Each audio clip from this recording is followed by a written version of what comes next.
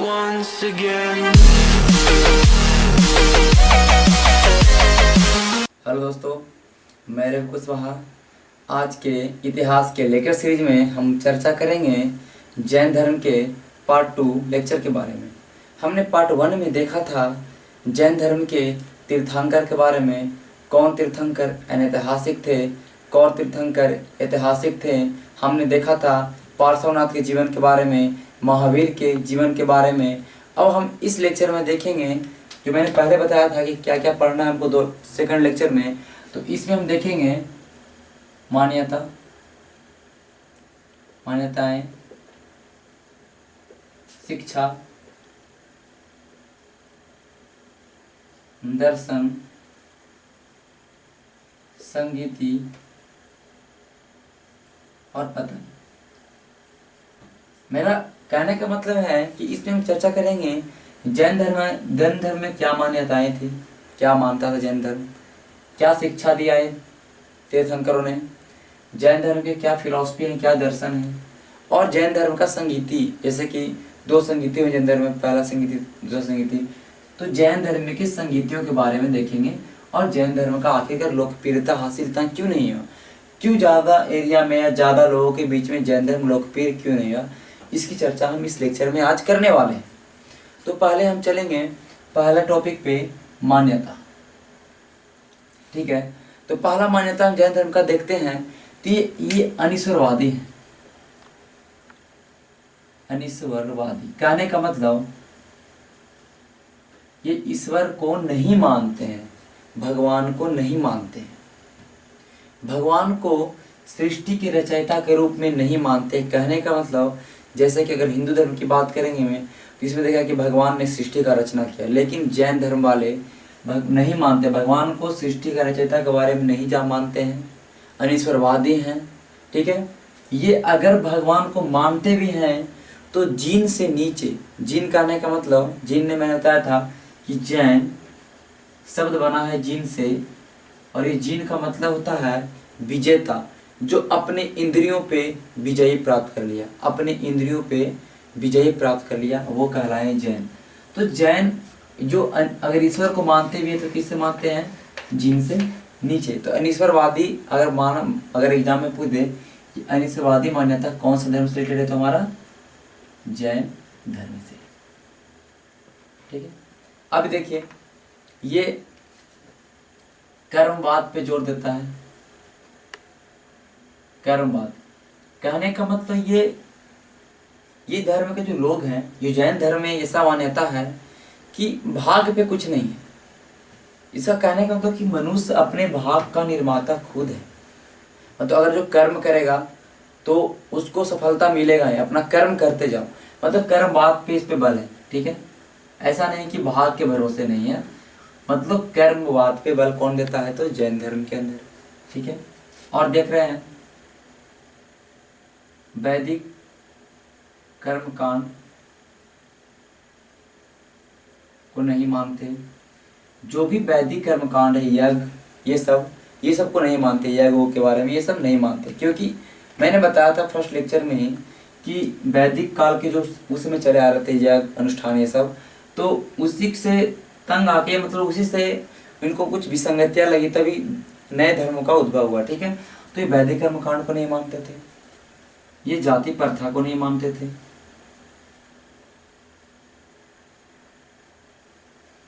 ठीक है, ये जाति प्रथा को नहीं मानते थे,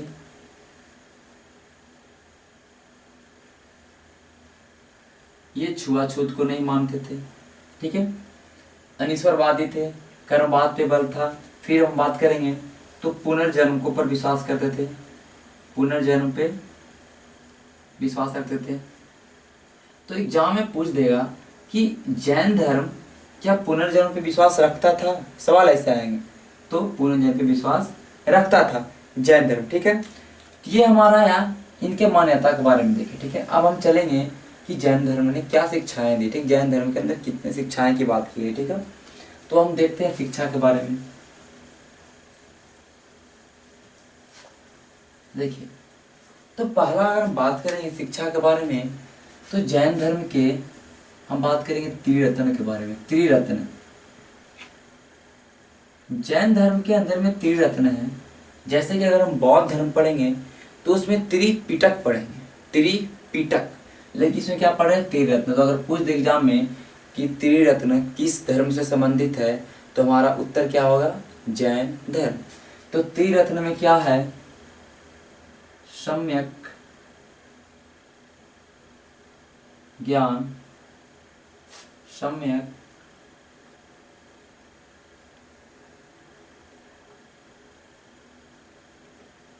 दर्शन, सम्यक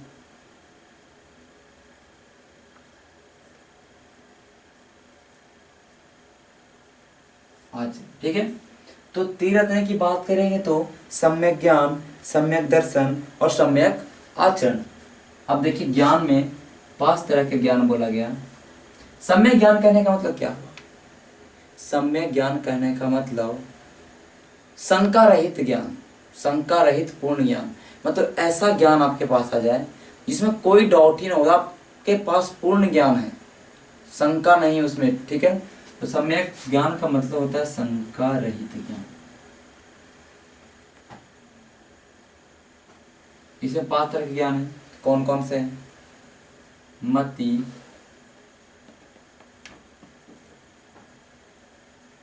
श्रुति, अवधि,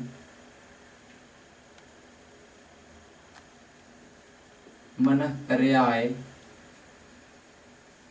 कैवल्य। कैवल्य या कैवेली, ठीक है, कैवल्य भी मिलेगा, कहेंगे कैवल्य मिलेगा। ये पांचों का मैं अर्थ बता देता हूँ। ये 5 तरह के ज्ञान की बात की गई सम्यक ज्ञान में। मति ज्ञान कहने का मतलब वैसा ज्ञान जो आपके ज्ञान इंद्रियों से प्राप्त हुआ, ज्ञान इंद्रियों से प्राप्त ज्ञान को, ठीक है, इंद्रियों। मति का मतलब क्या होता है, ऐसे मति का मतलब दिमाग, ठीक है। तो इंद्रियों से, आपके सेंस से जो ज्ञान प्राप्त हो गया, इंद्रियों से प्राप्त ज्ञान को बोलेंगे मति। श्रुति ज्ञान, जो आपको ज्ञान सुन के प्राप्त हो कहीं से, ठीक है, सुनकर। अवधि कहने का मतलब जो आपके पास दिव्य ज्ञान हो, जैसे दिव्य शक्ति होता है किसी के पास, एक अलग टाइप का उसके पास टैलेंट होता है, या अलग टाइप का उसके पास ज्ञान है जो किसी के पास नहीं है, तो एक दिव्य ज्ञान उसको हुआ। मन पर्याय का, किसी के मन को पढ़ लेना, किसी के मन के बातों को जान लेना, इसको बोलेंगे मन पर्याय। दूसरे के मन के बातों को या किसी दूसरे के मन को पढ़ लेना, ठीक है, ये ज्ञान। कैवल्य कहने का मतलब क्या हुआ, पूर्ण ज्ञान, सब कुछ का ज्ञान, केवल। जैसे कि हमने देखा था कि जब महावीर को ज्ञान प्राप्त होता है, ठीक है, जब महावीर को ज्ञान प्राप्त होता है तो उनको कैवल्य की प्राप्ति होती है, कैवल्य बोला जाता है, निर्ग्रंथ बोला जाता है, बंदर रहित, ठीक है, अरहत बोला जाता है उनको, ठीक है, ये मैंने बताया था। ठीक है, ये हुआ हमारा 5 तरह ज्ञान। सम्यक दर्शन क्या हुआ, सम्यक दर्शन कहने का मतलब कि जो तीर्थंकर ने जितने उपदेश दिए हैं, हमारे जितने तीर्थंकर हुए, उनके उपदेशों को मानिए, उनके उपदेशों पर चलिए, यह हुआ सम्यक दर्शन। सम्यक आचरण क्या हुआ, सम्यक आचरण ये हुआ कि सुख और दुख में आप एक तरह से रहिए। ऐसा नहीं कि सुख में ज़्यादा, बहुत ज़्यादा प्रसन्न हो जाइए, ज़्यादा खुश हो जाइए, और दुख में ज़्यादा रहिए। मतलब सुख और दुख में मनुष्य को एकदम एक जैसा स्वभाव रखना चाहिए। तो कहने का मतलब सुख और दुख में एक समान, ये हमारे सम्यक आचरण। ये 3 तरह के त्रिरत्न के बारे में चर्चा किया गया है हमारी शिक्षा में, ठीक है, ये आया। अब आगे हम और देखते हैं क्या शिक्षाएं हैं, ठीक है, इसको मिटाते हैं अभी। पहला त्रिरत्न हम देख लिए। अब देखेंगे, पहला तो हम देखेंगे कि पंच महाव्रत, इसी का शिक्षा जो मैं पहले बता चुका हूं। पंच महाव्रत, जैसे कि मैंने बताया था कि जो हमारे 23वें तीर्थंकर पार्श्वनाथ हुए, उन्होंने हमारा 4 व्रत दिया था, 4 महाव्रत दिया था। उसमें था सत्य, अहिंसा, अस्तेय, अपरिग्रह, ठीक है। ये 4 कौन दिए थे, हमारे पार्श्वनाथ। पार्श्वनाथ 23वें तीर्थंकर थे, सत्य मतलब हमेशा सत्य बोले, अहिंसा मतलब कि हिंसा ना करें, और अस्तेय मतलब कभी भी चोरी ना करें, और अपरिग्रह कहने का मतलब हमारा हुआ, हम लिखते हैं आपको सबके बारे में लिखते हैं, अस्तेय मतलब चोरी ना करें, अहिंसा के बारे में पता हो, सत्य के बारे में पता। अपरिग्रह मतलब हो गया कि संपत्ति अर्जित ना करें। जैसे कि आज हम देख रहे हैं कि सारे लोग होड़ लगा हुआ संपत्ति अर्जित करने के लिए, सब पैसा जमा कर रहे हैं बैंक में इधर उधर। तो लेकिन जैन धर्म में संपत्ति अर्जित करना अच्छा नहीं माना जाता, ठीक है, संपत्ति अर्जित ना करे, ठीक है, बेवजह ना करे। अब देखिए, जब भगवान महावीर को ज्ञान प्राप्त हुआ तो उन्होंने इसमें एक और व्रत जोड़ा, और सब मिला के बना पंच महाव्रत। ये जैन धर्म की शिक्षा के है, ठीक है, जैन धर्म की शिक्षा के अंदर आता है, और वो था ब्रह्मचर्य। ब्रह्मचर्य, ब्रह्मचर्य मतलब समझ रहे हैं आप क्या होता है? एक गृहस्थ जीवन होता है, एक ब्रह्मचर्य जीवन होता है, ठीक है। ब्रह्मचर्य मतलब जो शादी ना करे, ठीक है, ब्रह्मचर्य। तो ये 5 तरह के महाव्रत बारे में हम देखते हैं जैन धर्म के अंदर, ठीक है। अब इसके अंदर और अगर हम देखेंगे इसके अंदर कौन कौन सा शिक्षा है, इसके अंदर देखिए एक चीज और हम शिक्षा देखते हैं, काया कलेश, इसको मिलाते हैं, ठीक है।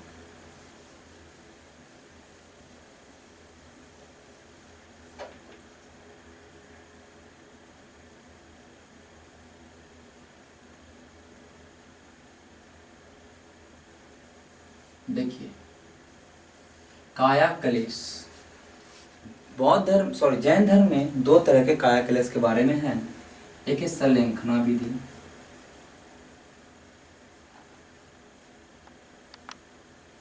और एक है संथारा। देखिए काया कलेश कहने का मतलब अपना प्राण त्याग करना, मोक्ष की प्राप्ति के लिए अपना प्राण त्याग करना, ये जैन धर्म के अंदर है, ठीक है। संलेखना कहने का मतलब है कि आप कहीं दूर चले जाइए, भूख छोड़ दीजिए, खाना पीना छोड़ दीजिए सब कुछ, उसके बाद एक ऐसा समय आएगा कि जब खाना पीना छोड़े तब तो मरना ही, आपको मृत्यु प्राप्त होगी। तो भूख प्यास सब कुछ छोड़ के अपना शरीर त्याग करना, मोक्ष प्राप्त करना संलेखना विधि से, ये इसके अंदर है, क्योंकि आपको मोक्ष की प्राप्ति होगी, भूख भूख सब कुछ त्यागिए, आप एकांत में जाइए, ये इसके अंदर संलेखना विधि। और इस तरह से हमारे 2 जब देखते हैं, चंद्रगुप्त मौर्य जो मौर्य वंश के थे, और इंद्रठड़, ये 2 हमारे शासक हुए, चंद्रगुप्त मौर्य और इंद्रठड़, ये संलेखना विधि से अपना प्राण त्याग करे हैं। एग्जाम में अगर पूछ दे कि चंद्रगुप्त मौर्य का मृत्यु कैसे हुआ, तो उपवास के दौरान होता, उपवास करने या प्रिय उपवास से। तो संलेखना विधि का मतलब उसी हुआ कि उपवास भूखे रहिए और अपने प्राण को त्याग करिए। जैसे चंद्रगुप्त मौर्य सरवन बेलगोला गए थे, कर्नाटका में है, और वही प्राण त्याग किए थे संलेखना विधि से। अब संथारा विधि क्या है? संथारा देखिए, अब हम पढ़ रहे हैं काया कलेश, तो प्राण त्यागना तो इसमें भी है, ये तो फिक्स है।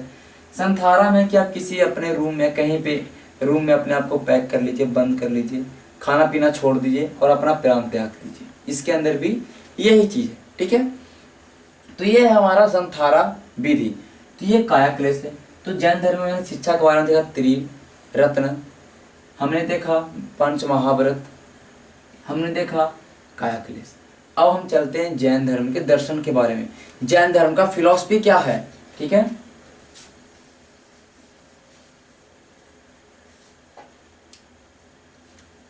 देखिए जैन धर्म के दर्शन के बारे में देखेंगे तो पहला बात तो मैंने बताया था कि जैन धर्म ईश्वर पर विश्वास नहीं करते, ईश्वर को सृष्टि के रचयिता के रूप में नहीं स्वीकार करते हैं, ये अनिश्वरवादी लोग हैं जैन धर्म के लोग।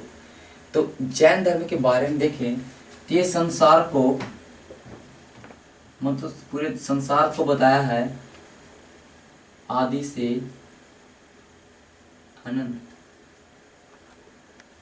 शाश्वत बताया संसार को जो हमेशा चले, नित्य बताया संसार को, आदि से अनंत। आदि से अनंत कहने का मतलब ये जो संसार है इसका कभी भी अंत ना होगा, ये चलता रहेगा आदि से अनंत, ठीक है। ये शाश्वत है, ये नित्य है, तो हमेशा रहेगा।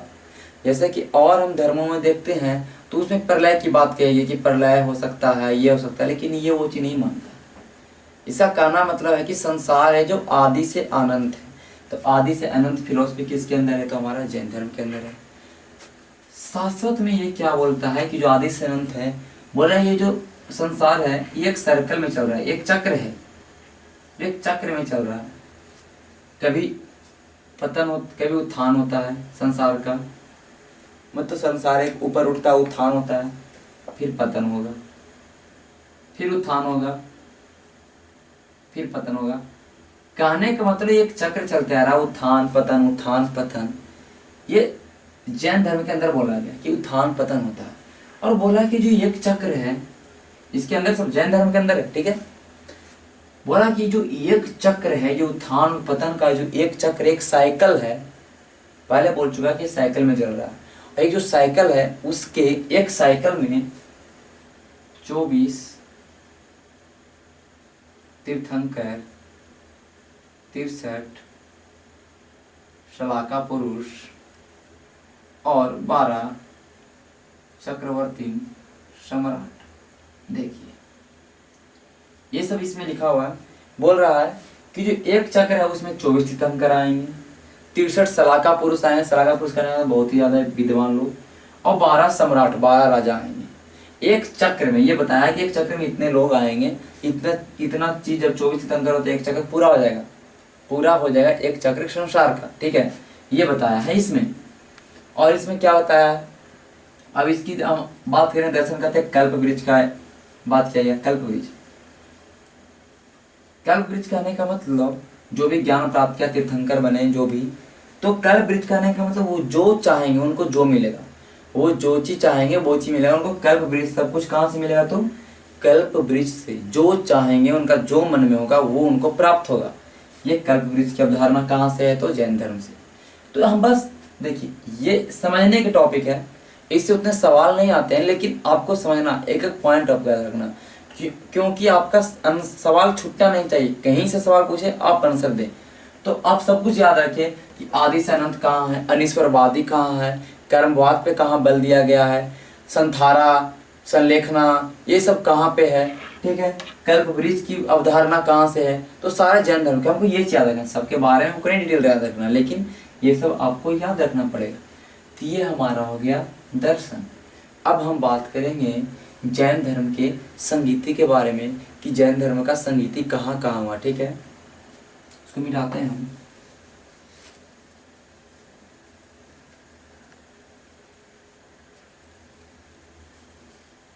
देखिए जब हम बात करेंगे जैन धर्म के, दो संगीतियां हुई, एक हमारा पाटलिपुत्र में पहला और दूसरा वल्लभी के गुजरात में हुई, ठीक है। तो पहले की चर्चा करेंगे हम। पहला का बात करेंगे, प्रथम संगीति की बात करेंगे हम। बात किसी कर रहे हैं? संगीति। संगीति कहने का मतलब क्या हुआ? सम्मेलन, सम्मेलन, ठीक है। तो प्रथम संगीति हमारा होता है पाटलिपुत्र में। कब होता है? तो 300 से 298 ईसा पूर्व, ठीक है। ये ध्यान रखिएगा, ये 298 ईसा पूर्व में जब बात करेंगे तो ये समय अशोक का समय रहा है, अशोक का, ठीक है। अब देखिए पाटलिपुत्र में हुआ 300-298 BC में। अब इसके अध्यक्ष की बात करेंगे। इसके अध्यक्ष कौन हुए? इसके अध्यक्ष में स्थूलभद्र, याद रखिएगा ये स्थूलभद्र, ठीक है। इसके अध्यक्ष कौन हुए? स्थूलभद्र, ठीक है। इस पे बात करेंगे। इसमें क्या मतलब, कहने का मतलब मेरा कि इस समय क्या काम, कौन कौन से कार्य हुए, कि पहले संगीति से क्या क्या चीज हमको मिला, इसकी बात करेंगे। तो देखेंगे हम कि इस समय जैन धर्म का विभाजन होगा। श्वेतांबर, दो भाग में बढ़ गया जैन धर्म दो भागों में बैठेगा, और दिगंबर। देखिए श्वेत आंबर, अंबर मतलब होता है कपड़ा, वस्त्र। श्वेत है अंबर जिसका, जो व्हाइट कपड़ा श्वेत वस्त्र पहने वो श्वेतांबर कहलाए। जैन धर्म के अंदर दो भाग में बढ़ चुका पहला संगीति में। तो एग्जाम में पूछ दे कि जैन धर्म का जो विभाजन हुआ श्वेतांबर और पीतांबर में, ये कौन से संगीति से हुआ था? प्रथम संगीति से।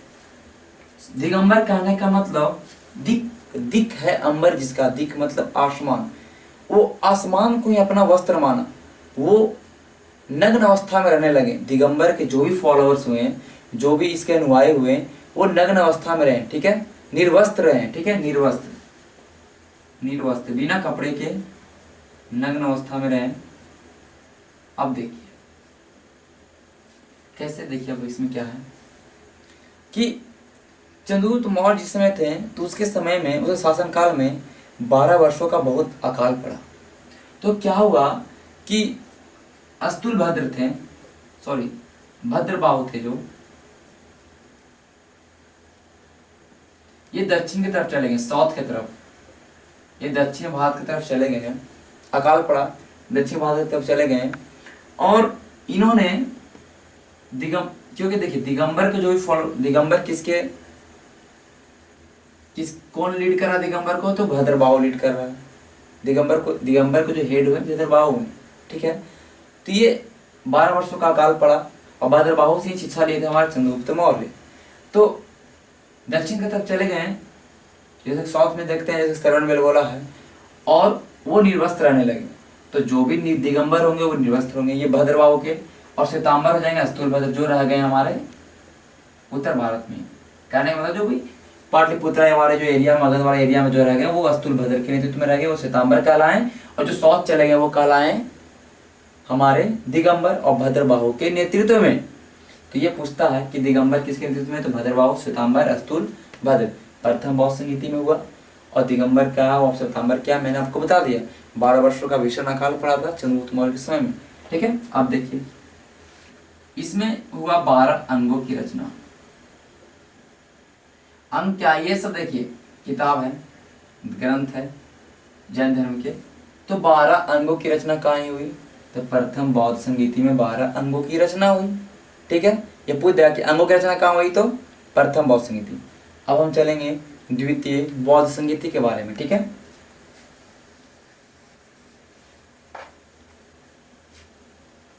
देखिए द्वितीय के बाद मैंने पहले बताया कि वल्लभी में हुआ। वल्लभी कहाँ है? गुजरात में। पहला पटना में, पाटलिपुत्रा में, दूसरा गुजरात में। इसके अध्यक्ष कौन हुए? पहला का अध्यक्ष क्या था? अस्तुल भद्र। इसके अध्यक्ष थे क्षमा श्रवण, देखिए नाम कैसा है, क्षमा श्रवण, इसके अध्यक्ष, ठीक है। इसमें क्या क्या हुआ, देखिए इसमें क्या क्या हुआ। तो इसमें हम अगर बात करेंगे तो इसमें पहला बात कि आगम का रचना हुआ। आगम क्या है? तो जैन साहित्य है। जैसे जातक क्या है? बौद्ध का कथा है। तो इसी तरह आगम क्या है? तो जैन साहित्य है, ठीक है। जैन आगम का रचना, पहले हम लिखते आगम। तो कभी एग्जाम में अगर पूछ दे कि अंग का रचना कहाँ हुआ, तो प्रथम बौद्ध संगीति। और आगम का रचना कहाँ हुआ, तो द्वितीय बौद्ध संगीति। और इसका डेट मैंने नहीं लिखा, लिख देता हूँ। 512 एडी, कहने का मतलब 512 ईस्वी में, ईसा पूर्व नहीं, ईस्वी में वो हुआ। तो 300 ईसा पूर्व, ये हुआ ईस्वी मतलब लगभग 800 साल बाद, ठीक है। शर्मा श्रवण देश थे। और इसमें आगम की रचना हुई। आगम कहने का मतलब अंग है, उपांग है, ये सब सारे मिला के बनता है आगम। आगम एक जैन साहित्य है। अगर पूछ दे कि आगम कौन से धर्म से रिलेटेड है, तो जैन धर्म से। जातक कौन धर्म से रिलेटेड है, तो बौद्ध धर्म से। उसी तरह से कि हम बात करते हैं रामायण, ये सब क्या से, तो हमारा हिंदू धर्म से। तो उसी तरह आगम किसकी, कौन धर्म का पवित्र ग्रंथ की अगर बात भी करेंगे तो क्या होगा, जैन धर्म करेंगे। अब देखिए आगम में क्या क्या है, आगम कैसे कॉम्पाइल हुआ, आगम कैसे बना। तो आगम में क्या क्या था इसकी बात करेंगे। तो आगम में था 12 अंग, 12 उपांग, अंग उपांग, 10 प्रकीर्णन, ये सब टाइप है, ठीक है। 12 अंग, 12 उपांग, 10 प्रकीर्णन, 6 छेद सूत्र, ये सब देखिए नाम है, 6 छेद सूत्र, इधर भी होते हैं, ठीक है। 6 सूत्र, 4 मूल सूत्र हो जाएंगे,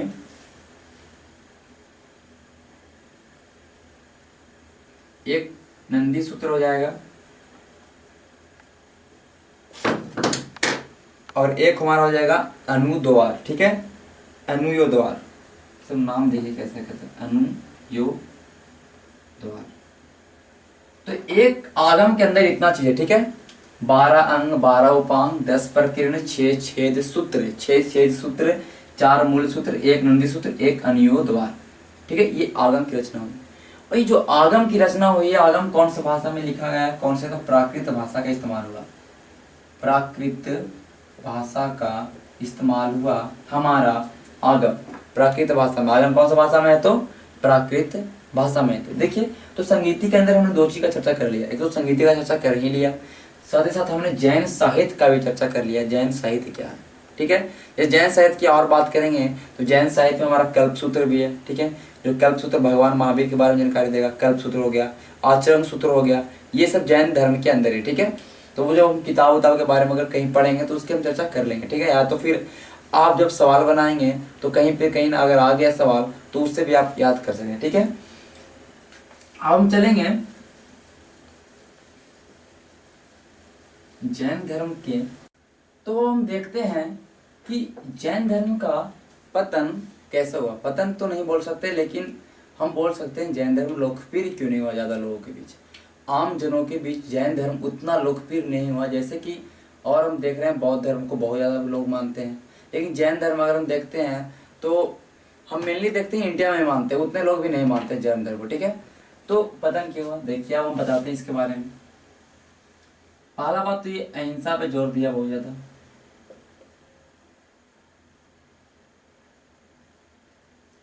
जैन धर्म में अहिंसा पे इतना जोर दिया है कि इसमें ऐसा बोला गया है कि आप चलिए तो ध्यान से चलिए, कहीं कोई नीचे कोई जीव दब न जाए। ठीक है, मतलब अहिंसा पे इतना ही बल दिया गया अहिंसा पे कि उतना आदमी से फॉलो नहीं हो पाएगा। इसमें खेती करने के लिए मना किया गया कि जब आप खेती करते हैं, हल जोतते हैं तो उसमें जीव मरते हैं। तो अहिंसा पे जोर दिया तो ज़्यादा लोगों के बीच लोकप्रिय नहीं होगा। किसान लोग उसको फॉलो नहीं कर पाएंगे, किसान लोग क्यों इस धर्म को मानेंगे जिसमें कृषि ही नहीं करना है। तो ठीक है, फिर देखते हैं इसमें हम काया कलेश जैसी प्रथा इसमें है। काया कलेश मैंने बताया, काया कलेश क्या, प्राण त्याग करना। जैसे कि संलेखना भी देखे, कोई आदमी भूखे मरेगा, ये सब इस धर्म में मोक्ष प्राप्ति करने के लिए, तो ये उतना भी सही नहीं है, तो ये भी कुछ ना कुछ कारण बना।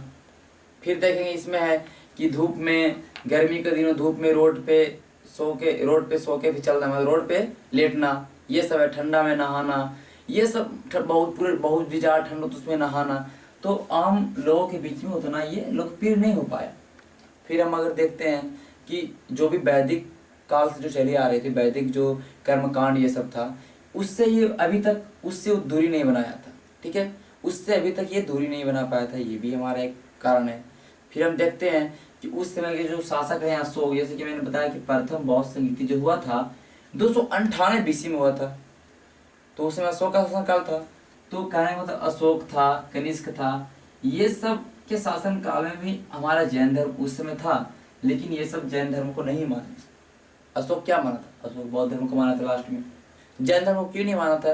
जो बड़े बड़े शासक ने भी जैन धर्म को नहीं अपनाया, तो ज्यादातर हम देख सकते हैं कि ये जैन धर्म उतना फला फूला नहीं, जैन धर्म लोग आम लोगों के बीच लोकप्रिय नहीं हुआ।